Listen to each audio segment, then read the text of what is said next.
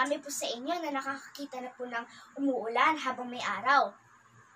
Ako po, nung first time ko po yung ma-experience, nasa labas po ako, kasama ko po yung mga friends ko, naglalaro po kami ng habo-habulan, wala pa pong pandemic noon. Siyempre, pwede po lumabas yung mga bata, pwede po magdalo sa labas, ngayon po kasi bawal na eh.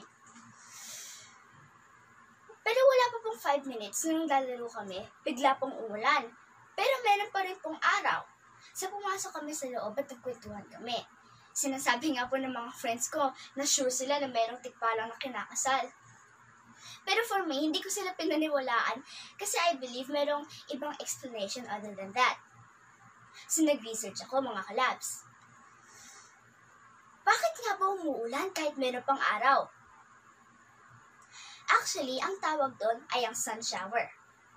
Nagkakaroon ng sun shower kapag merong rain clouds at strong wind at the same area. Like, for example, sa QC, meron pong strong winds tsaka rain clouds.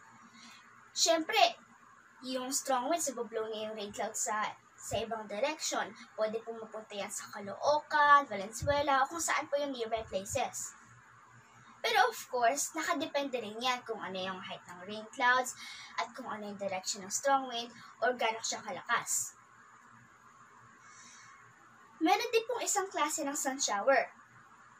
Pwede pong mas mataas yung rain clouds tapos po yung strong wind na blow niya po pababa. Bago po magland yung rain sa lupa, magdi-disappear po yung clouds. Still, sun shower po ang tawag doon kasi umuulan habang may araw. Now we know mga kalabs kung bakit umuulan habang may araw. Sa mga kids na na-experience yon, alam niyo na kung ano tawag, sun shower. At alam na natin na wala namang kinakasal na tikbalang habang sa sun shower. Maybe coincidence lang. That's it mga kalabs! Kung meron po kayong suggestions or kung meron po kayong share, comment down below! Bye-bye! Ingat po kayo palagi! At ayun po pala, i-recommend ko po na pumunta po kayo sa National Library after po ng pandemic ito. Siyempre, bawal po lumabas yung mga bata. After po ng pandemic, punta po kayo sa National Library kasi maganda po doon, marami po kayong knowledge na makukuha. Tsaka pwede niyo po doon magbasa about sa mga tikbalang. Yung tikbalang po, ayun po yung half human tsaka half horse po. Marami po kayong matututunan doon.